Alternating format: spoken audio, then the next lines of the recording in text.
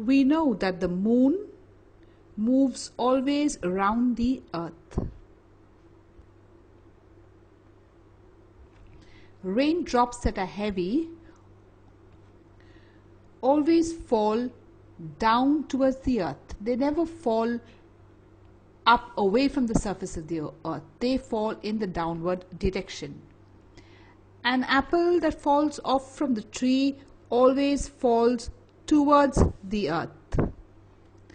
Similarly, if we drop an object, maybe we drop it vertically upwards, it will return to the earth. If we drop it at a particular angle, it returns to the earth. An object that is dropped from a certain height returns to the earth. We have also observed the phenomena of high tide and low tide. All these phenomena is explained by gravitation. So in this chapter we will tackle all these facts and will give an explanation to all these facts. Why the earth moves around the sun, why the moon keeps moving around the earth, why does the apple fall down, why doesn't it go away from the surface of the earth, why does the rain or the snow always fall towards the earth, or why do we get high tides and low tides. So again, to repeat, the moon revolves around the earth. An apple always falls towards the earth, not away from the earth. The same thing when it comes to rain. The rain or snow always falls towards the earth.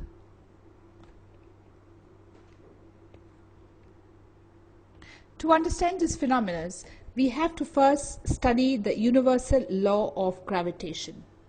The universal law of gravitation states that if you have two objects, say one object with mass m1 and another object with mass m2, and they are kept at a distance d from each other, there will always be a force of attraction between these two objects. And this force of attraction is called the force of gravitation. Any two objects, you may take two stones, you may take two planets, there is always a force of attraction between these two objects. We could also consider the earth. Here we have the earth and this is the moon. And between the earth and the moon, there is also a force of attraction between them. This force of attraction is called force of gravitation.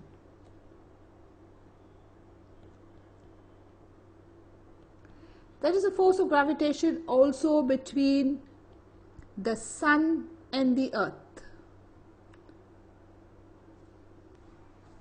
A force of gravitation also exists between the earth and the moon.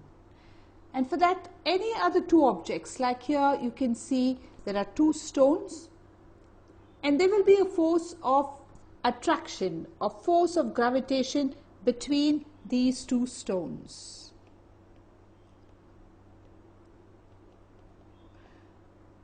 The universal law of gravitation says there is a force of gravitation, there is a force that exists between any two objects. If you take two people standing close to each other, there will be a force of attraction between them too. So if we have any two masses, say mass m1, here we have mass m1 and mass m2, any two bodies, there is a force of attraction between them. Now we know that force is a vector quantity, so the force has magnitude as well as direction. Let us go and study about the direction and the magnitude of this force. The universal law of gravitation. Every object in the universe attracts every other object with a force which is proportional to the product of their masses and inversely proportional to the square of the distance between them. So the universal law of gravitation says that the earth attracts the moon and the moon also attracts the earth. When we get onto the sun attracts the earth and the earth also attracts the sun.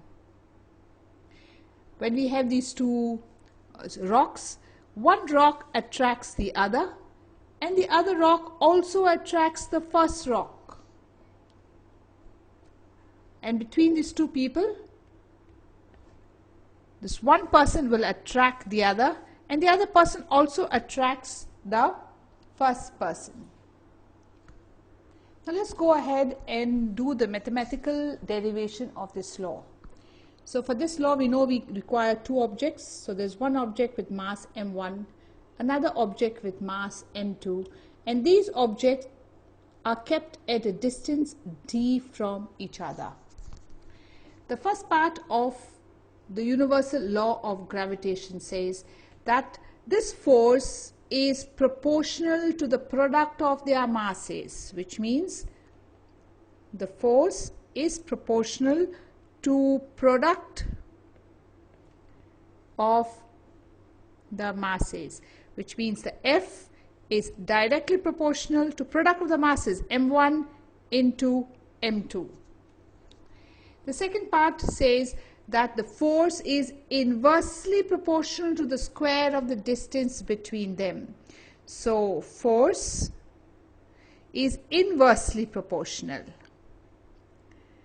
to square of the distance between the two objects. So how do we represent this mathematically? The force is inversely proportional, means 1 over to the square of the distance. This distance is d.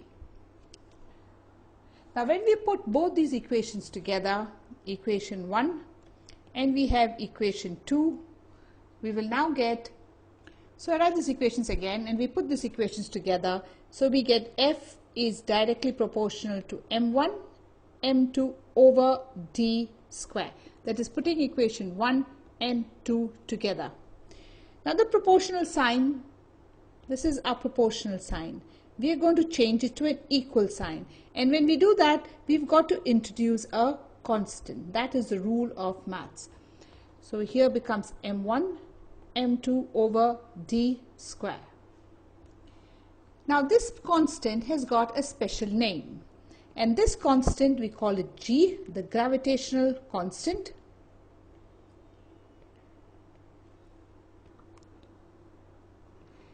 It is a constant throughout the universe.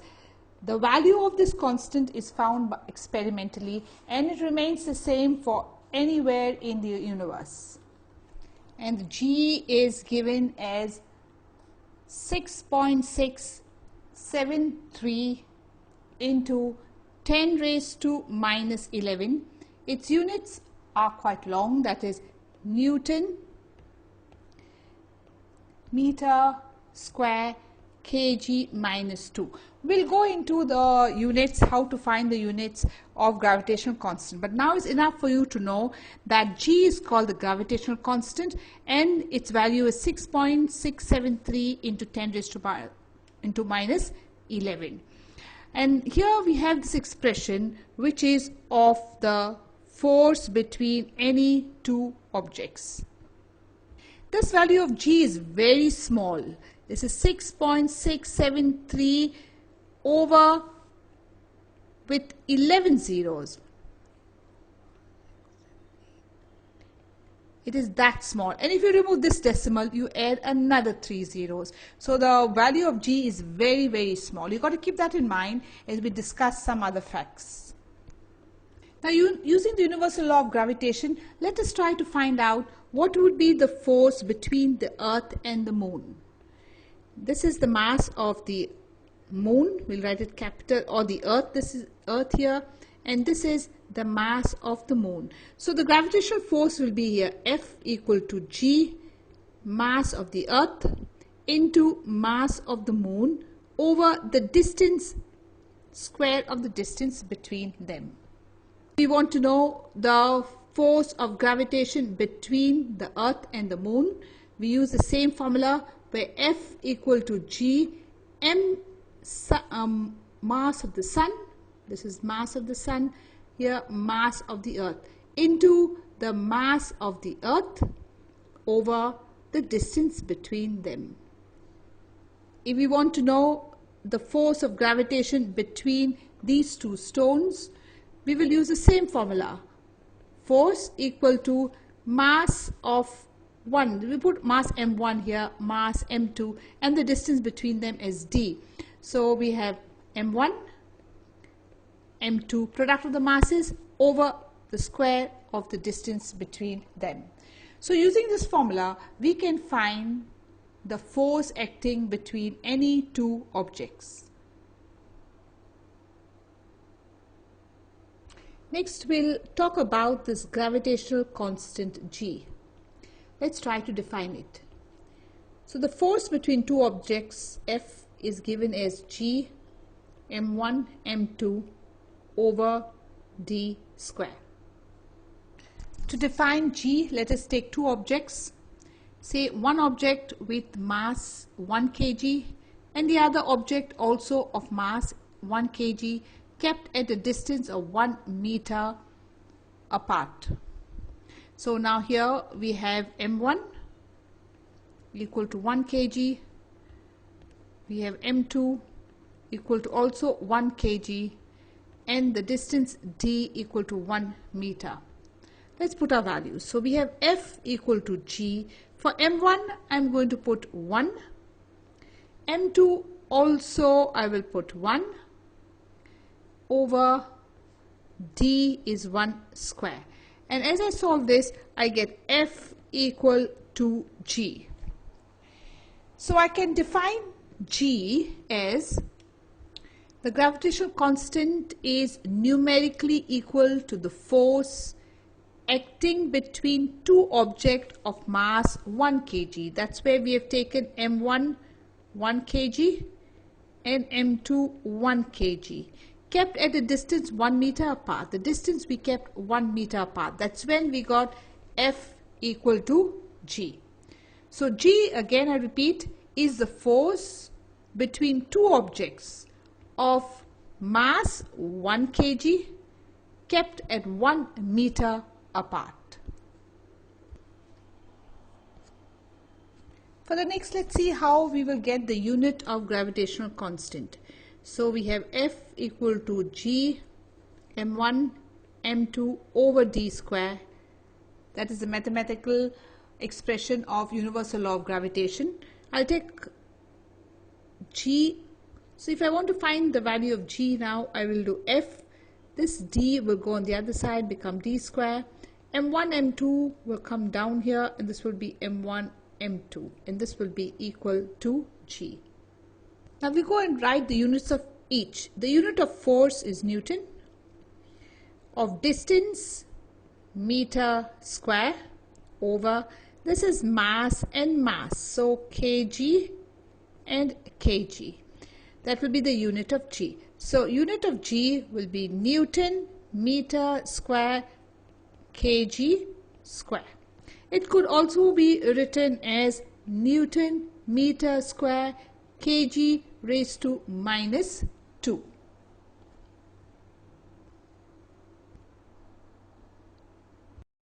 The importance of the universal law of gravitation. The law explains first that the force that binds us to the earth. Now we humans are always bound to the earth.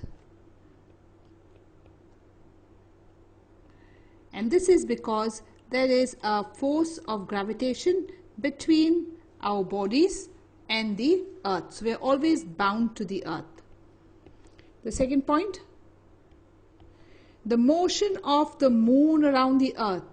And here we see the moon moves around the earth, and the reason is because there is a force of gravitation between the moon and the earth. The next, the motion of the planets around the sun. The entire solar system, we have these planets moving around the sun because of the force of gravitation between each planet and the sun. This keeps them in motion, in circular motion around the sun. So this motion too can be explained by the universal law of gravitation.